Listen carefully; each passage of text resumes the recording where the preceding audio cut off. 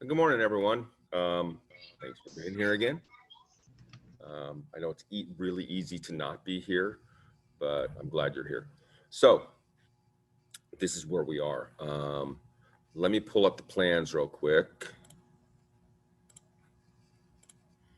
We are, well, I would say we're moving right along, but we got a lot to do. That's why I'm doing it in every class period now that the other classes projects are done. Okay, so I'm in a two-step process right now. What I started to do was I did not realize it at first, but in the pages preceding these plans, actually page 30, I'll go ahead and go right up to it. I was having a difficult time reading the plans and understanding the jig they had for these timbres. I'm going, well, this doesn't make any sense. Doesn't make any sense. Then all of a sudden they referenced the drawings and information on page 30.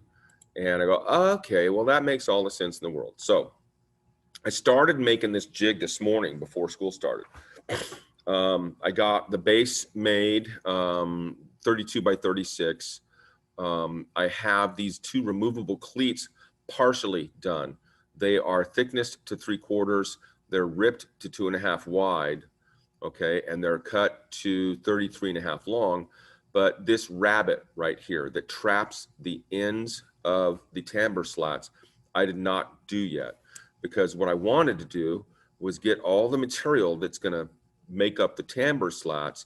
I wanted to get it all thicknessed and ready to go before I cut this rabbet, because I want this to be a good fit.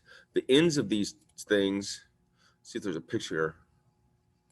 Oh, that's not a very good picture. Trivet assembly. Who's making a trivet? Oh, I see. The ends of these things, you can see it right here. The ends of these slats are supposed to fit underneath this, in this rabbet. And I want it to be a snug fit. I didn't want it to be too tight to be able to get them in there. But once I get them in there, I do not want them moving around. I don't want them shifting. So I decided to thickness them first. And actually, what I have to do after thicknessing, this is what I started to get confused about. So I understand your pain when you get confused about your plans. Here's the trip. I keep getting these two numbers backwards in my head. Okay. They are 3/4 thick. Okay. So I've just planed and drum sanded all the material to get them to 3/4 thick. They are a 1/2 inch wide. So that's what's going to happen on the table saw. I'm trying to see this in my head. Oh gosh, I'm doing it again. I'm brain farting again on these slats. And yeah, okay. So they're 3/4 this way. So what's going to happen is I have to put this round over on all the slats or on the boards before I can rip these slats out. In other words, it's going to be just like the little trim pieces for the drawers. I've got all these boards. I'm going to joint one edge. I'm going to rip the other edge so we have two parallel edges. And then I have to go to the router table, route one edge, route the other edge on all the boards, then come over to the table saw and rip them all to a 1/2 inch this way. Then I go back to the router table. And I've got to do this because here's what I've decided in my infinite wisdom. We need 40 slats according to the plans for this door. I always want, especially with oak, like I said before, I always want some extras. So if tear out occurs on the router table, something like that, or an interior defect in the wood that I couldn't see comes along, I wanted extras. So I figured, well, if I had between 60 and 65, enough material for 60 to 65 timbre slats, I should be okay. That gives me 10, 15 extra. Then I started thinking about, okay, am I going to do this with contact cement adhering the canvas to the back of the slats? Or are we going to do this thing we saw the video on and use wood glue and an iron and do it that way? And I've also seen another video where the guy just puts wood glue on it and lets it dry overnight. I'd rather be a little more proactive than that, but I'm really, really curious how this wood glue and clothes iron, heating it up for 10 minutes or so to set the glue, how that works. So what I decided was I was going to make even more extra slats, and any that are kind of crummy or don't look right or have little defects in them or something like that, I'd like to set up a test bed and do one with the glue and iron method, because we've done it with the contact cement method before. And we know that works. It's got its difficulties and its drawbacks and stuff, but we know it works. I'm just curious how this wood glue one would work. So I have enough material to get extra, okay? So that all being said, we're gonna stop the share here and we're gonna take a look at what we have to do, okay? So first things first. Well, actually, I need to go back to the plans. I'm sorry. So if you look at these slats, they've got flat sides, but a rounded face.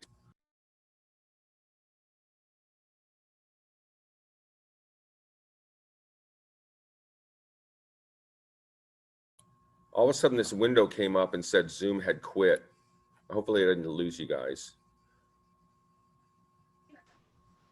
Nah, I'm still here. Okay. So there's, all right. So yeah, it was weird. It just kind of blue screened and it said Zoom has quit. So, all right. So here's the deal. Where was I? I can't remember. Oh, yeah, I remember. It's been a long week. So they want us to put, get back over here.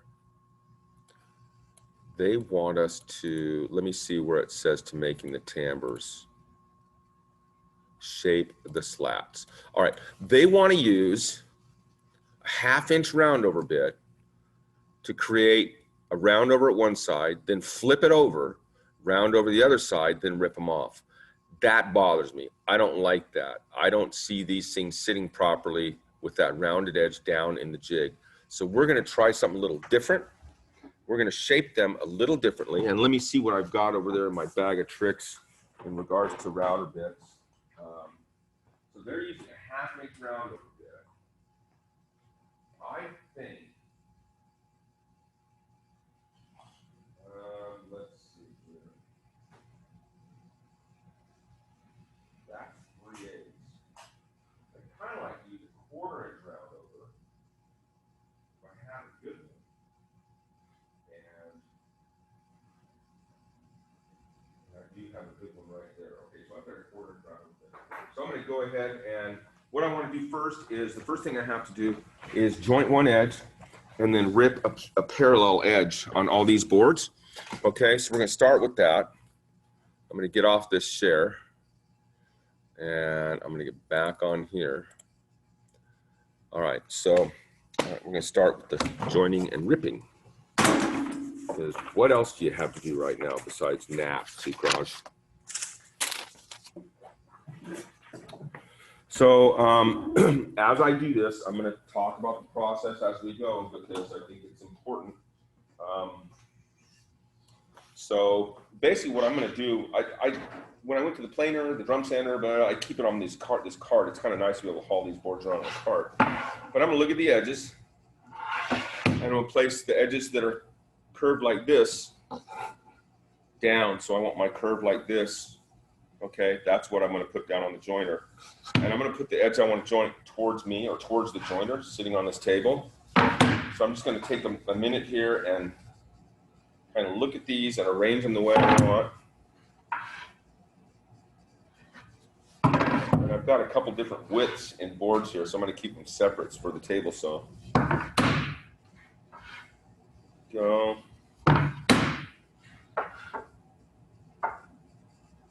This one you can't really tell. That's pretty good. All right, so I know which edge I want to join. It's ready to go. And I'm going to listen to the machine. I'll know when I'm done by the sound it makes.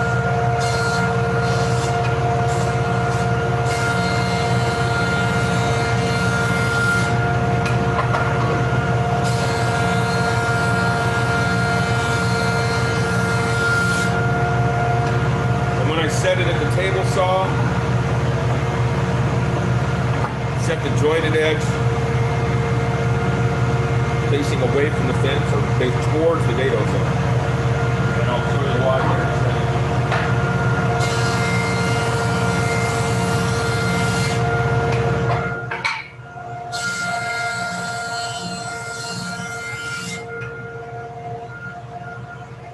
There's all these little wormholes and stuff in some of these boards, which is really annoying.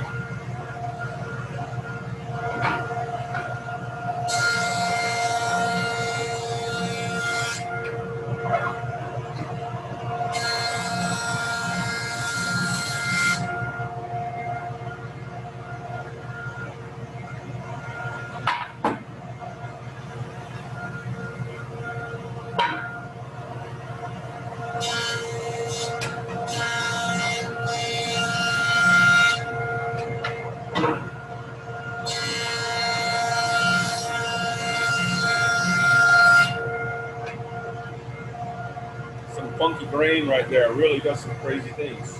It was making an odd sound as it went through the speaker.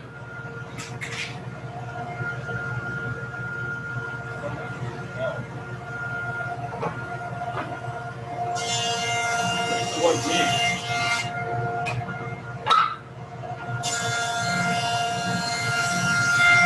The light ball, it's not hurt.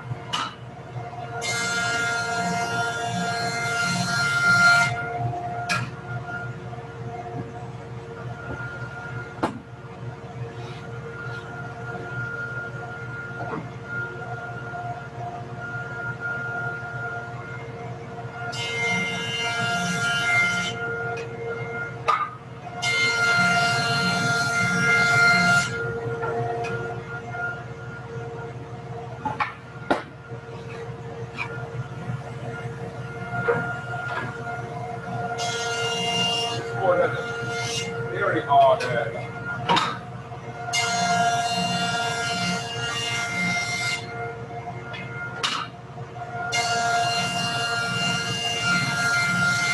I got it. Let's see. Yeah, I got it.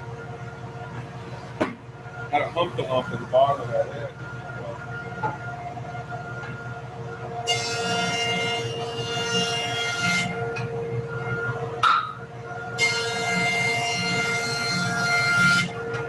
That's gonna do it, folks. All right. So we've got one good edge that is flat, straight, and square. Both faces. Now we need to get the second edge parallel to the first edge and square to the faces as well. Okay. So I'm just going to kind of set this up. Hope I get it. And I don't think you guys want to stare at the joiner while I'm doing this, but I'm not sure you want to stare at me while you're doing this, while I'm doing this either, but I'm going to make you, well, I can't make you, you can always close your eyes. Right. All right, so here we go. All I'm really doing here is grabbing the fence and eyeballing when I'm just nicking that edge, and I'll see how it does. I don't want to take off any more than I have to. Every little bit matters.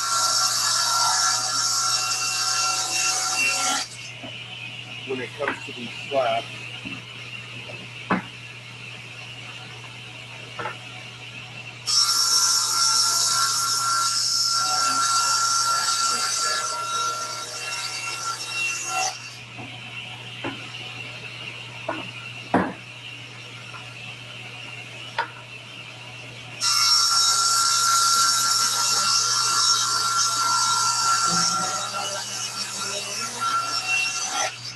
I don't have the dust collection on while I'm doing this because it's just too noisy.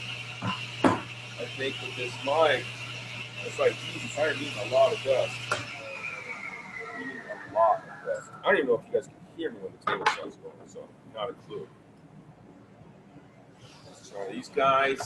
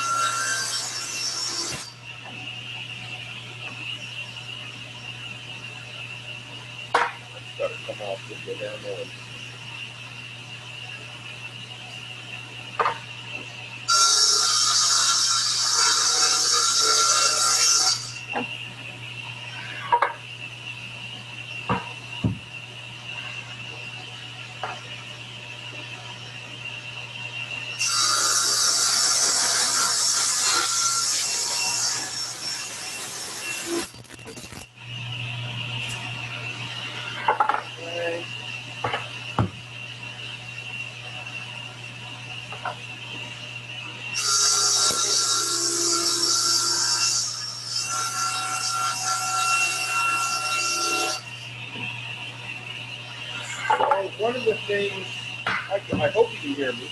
It's one of the things I read in the plans that bothers me is that they want you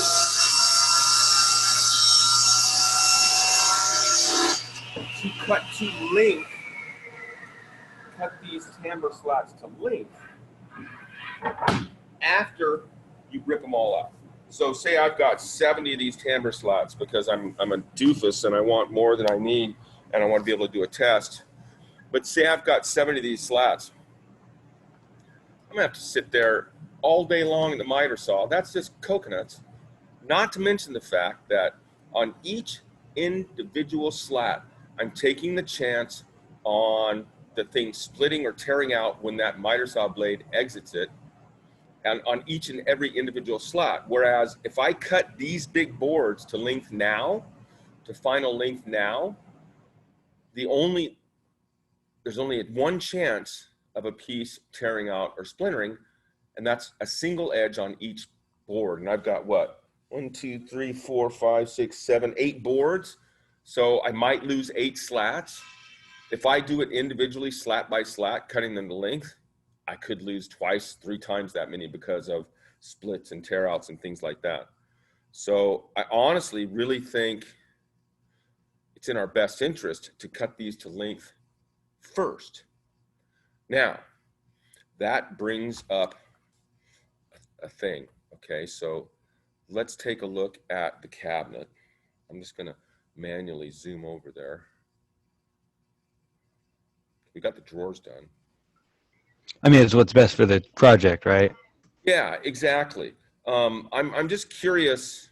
So the drawers are basically done. There's a little sanding and fill work and stuff like that. But here's my question. Okay, so what we have is we have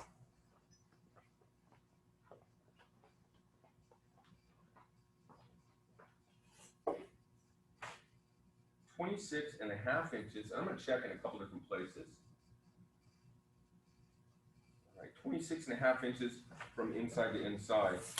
But to that, you need to add the depth of these grooves. And the easiest way to check it, honestly, is just loosen up a sliding square, drop it in. Okay, so we're at 3/8. Just a blonde hair over 3/8. It's like a 30-second over. Okay, so if that's the same at both sides as it should be, because this was on the CNC, that 30-second over 3/8 gives me an extra 30-second and a 30-second, an extra 1/16 of an inch. Okay, according to the plans, they want, I think it's 27 3/16, or some kind of 3/16 or 5/16 number, something like that. So they want the slats to be 27 3/16 long. So basically, if we've got 26.5 plus 3/8 plus 3/8, that's 27.25. Okay, so according to these plans, and my guess is we're dead on at 26.5 in an opening, that makes it for a 1/16 of an inch extra space total for the ends of the slats to fit in that timber groove. Now, we happen to be a 30-second over the depth at each side, which gives us a total excess depth of a 1/16. So we actually have an 1/8 of an inch play total at the ends of the slats. And I kind of prefer that 1/8 of an inch over a 1/16 of an inch, to be honest with you, because of expansion and contraction, because of the fact that this project is all solid material. The only ply in this material is that false back and will be the final back. Everything else is solid wood. There's going to be expansion and contraction, especially in this shop that varies in temperature and humidity so widely. So I think that 1/8 of an inch is going to be fine. So I think we're going to go ahead and stick with their 27 3/16 overall length. So that's pretty straightforward. I think I'm going to go ahead and cut them before we route and rip. I think that just makes all the sense in the world. So I'm going to go ahead and stop this. I'm going to zoom out of that. I'm going to boogie over here. And you can't really see I'll move that nightstand so you can see. It's done anyway. So how much does that suck? I had to make 2 nightstands, one for third period and one for fourth period. You know how many of those things I've seen made? I honestly, in all honesty, I'm not sure I've ever actually made one. Well, until this quarter. So that was kind of weird. How did they turn out? I don't know. I mean, I did here. I'll show them to you real quick. So I did 2 of them. There's one that's kind of red, and then that tan one over there. Whoops, wrong way. So what we did was I showed them CNC work and laser work. So on the bottom of both, on the bottom rail, there's this little, whoops, I always go the wrong way. This little We Are GP kind of with a, that was V-carved into the bottom. Every time. Okay, you can probably see that. Okay, that's in both of them. And then on the tops of them was the laser, and I got to move that other one anyway, so I'll show you the laser stuff on it. They picked everything, so I'm laying that. So there's this one that has this laser on the top. Hopefully you guys can see it, all right? And then the other one has kind of similar, I guess you'd say, but not. It's got, instead of a tree, it's got like a forest, you know, so there you go. There's that's the last 2 nightstands I prefer to ever make, I'll be honest with you. Well, you figure, let's say 25, 50 per semester, 100 per year. Oh my God, that's a lot of nightstands to see built. Absolutely. Jesus. Okay, so let's get back to the cutting to length thing. Hey, I finally went the right direction for once. All right. So I know this is just the same old cutting to length stuff, but what else am I going to do, man? I'm bored. I'm lonely. You guys have no idea how lonely it is here when there's nobody here but yourself. It's quiet as heck. This place is usually loud, right? You guys know that. So, all right, let me get these loaded up, and we'll go cut them to length. Oh, yeah, they're good. All right. You probably can't hear me when I go to the miter saw. So actually, I'd be curious. I'll talk while I'm over there, kind of like I usually do. I talk all the time. And if you can't hear me while I'm over there, let me know. This mic is really not the best when it comes to a distance, but I'm curious whether or not it works at that. Because that's a good 30 feet, probably. Like that, it should work. Okay, so if I have half a brain, what am I going to do? I'm going to take the plans with me and open it to the cut list so I don't screw this up. Right? I tell you guys to do it all the time, I might as well. 27 3/16. That's pretty darn specific if you ask me. Let's see what we got. We need them all to be the same, so we're going to stop. And I think I'm going to set this, and since this is such a close measurement, I'm going to cut a piece of scrap to check this stuff. I'm close to screwing up the first board. It's a little off. So it's never a bad idea. That's going to be never a bad idea to check it with a piece of scrap. And if you don't think that there's not, well, if you think there's not enough scrap wood around that would do something like that, well, you're coconuts, because there is. see what this does.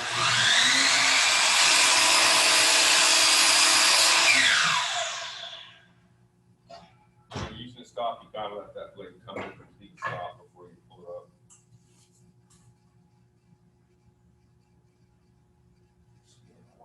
Just like a hair too long. That's actually a good thing. If I'd rather be a hair too long. If I can just move it. Otherwise, I gotta grab it forward.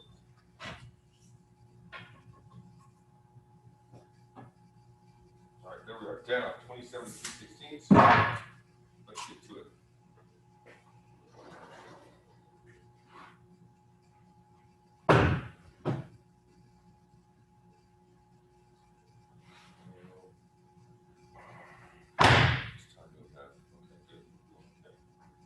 How many cuts does it take to cut a board length? 2.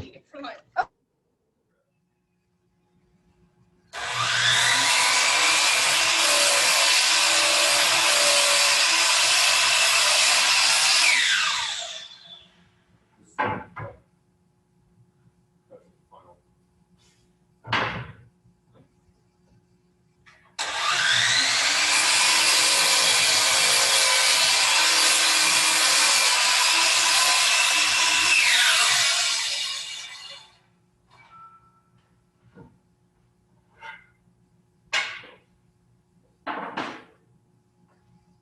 Okay, I need 7 or 8 more to go. Okay.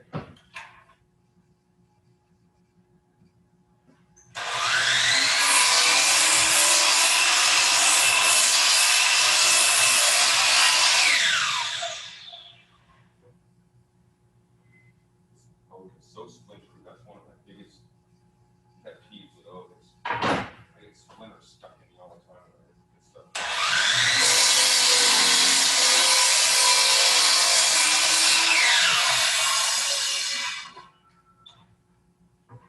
Which is not fun.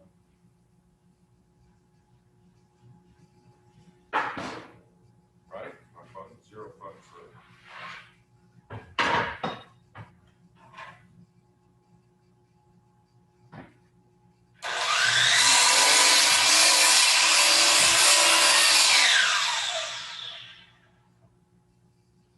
We had a 0 clearance in here. 0 clearance insert in this miter side would help someone with splintering. Even a little bit of help. Excuse me. When it comes to splinters, it's nice.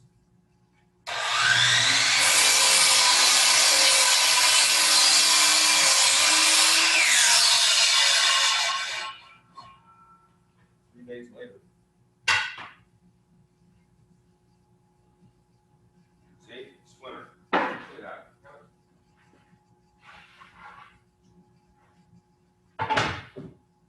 Dangerous job, man. How many history teachers do you know get splinters?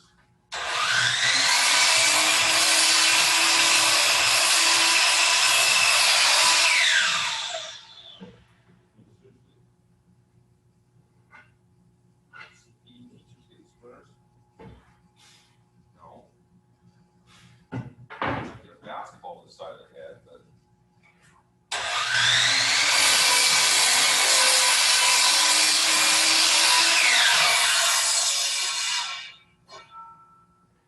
not splinters.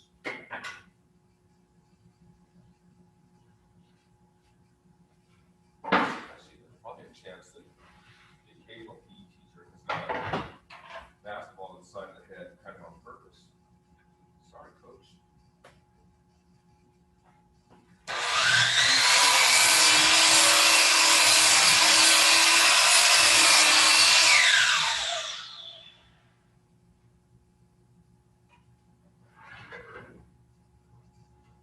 Actually, if I had half a brain, I'd have just a little sanding blocks in there, a little piece of 120 sandpaper glued to a piece of wood.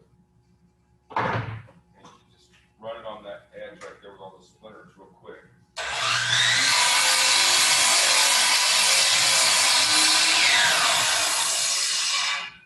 But instead, I'm the idiot who complains about splinters, who does nothing to prevent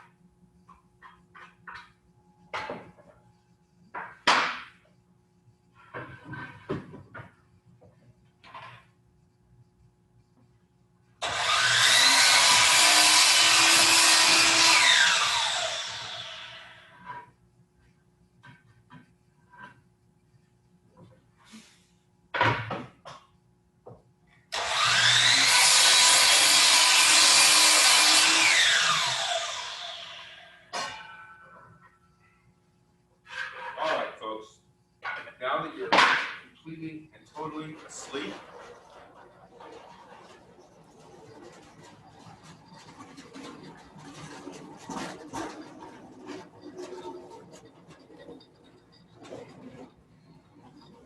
all right. So these cords are really annoying. So, could you guys hear me when I was over there? Kinda. Yeah. Okay. So It was a little faint, kind of like muffled. yeah, I'm actually looking for a different mic thing. I got somebody from a TV station trying to help me find what would work that I could personally afford. So we'll try and get it fixed up. So the next You step. should get one of those. What's that? I said you should get one of those Bluetooth headsets. Um, well, the nice thing is I don't have to wear a thing on my head with this. What's this thing doing? Which I kind of like. I don't want. I've got one. Well, I've got a wired one, but actually, it's not that bad of an idea. All I really need is the mic. And actually, I would be able to hear you guys if you wanted to ask a question or say something. That's actually not a bad idea. That's actually not a bad idea at all. Yeah. How much those things cost? The headsets? Yeah, it's got a mic and headphones, right?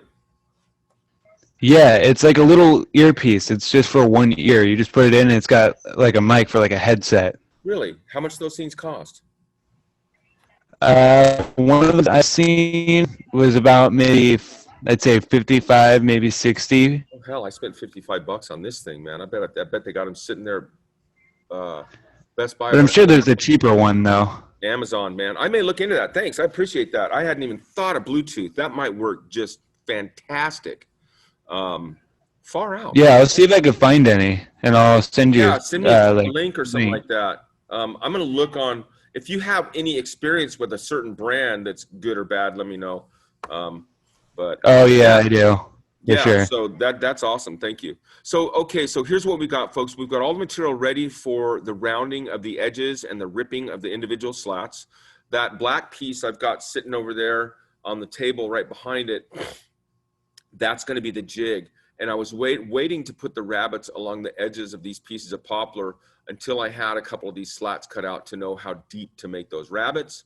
So that's where we stand right now. I'm not going to try and set up the router table and start ripping right now. I'll probably do a lot of that during third and fourth period beginning this afternoon, which means that tomorrow we should be able to start stuffing these things in this jig. And let's see, tomorrow's Thursday. And then Friday, we might actually be able to glue this thing up on Friday, which would be so cool. I really want it. Well, actually, I have to make one more thing, and I realized it. I want you guys to look at this thing and tell me if I'm nuts. So there's a certain part right here. It's this lift rail, okay? It's necessary to stop the door right here. We added this tambour stop rail right here that's got this little bevel on the back edge of it.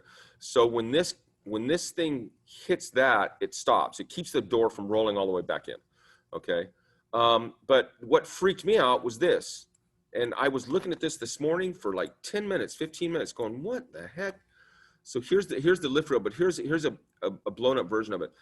This right here looked to me like it was this piece with a separate piece that had a rounded edge on it. Then I'm going, well, what the heck, man? All of a sudden I'm going, why is this 7/8 of an inch wide when it says Q is 3/4 of an inch wide? Well, I finally figured it out. Well, first of all, the reason I thought all that is because I'm an idiot and I couldn't read the plans. But so when you look at how it's made, okay, it kind of tells you how it works. Okay, so there's a rabbet right here that runs all the way along the end. Then they run another rabbet along the back edge. That's this 5/16 rabbet by 3/4. And that is what creates this ledge. The only portion that's rounded over is the very end. And they show you that here. Come on, this silly thing. All they do is just take a file and round the end of that so it doesn't catch when it's in the timber groove. Okay, and then the 7/8 thing was clarified by the fact that it's got the same bullnose trim on it that the drawers do, except it's wider. And you know what? I had a couple of pieces of that stuff left over, and I'm guessing as long as it's long enough, please be long enough, because this is the leftover stuff. Oh my gosh, we are the luckiest. We are the luckiest people. Oh, it's 36 long. It's over an inch wide. So these little trim pieces, instead of me having to, these little guys, this little bullnose guy right here, down here, which is the same as this guy right here, S and R.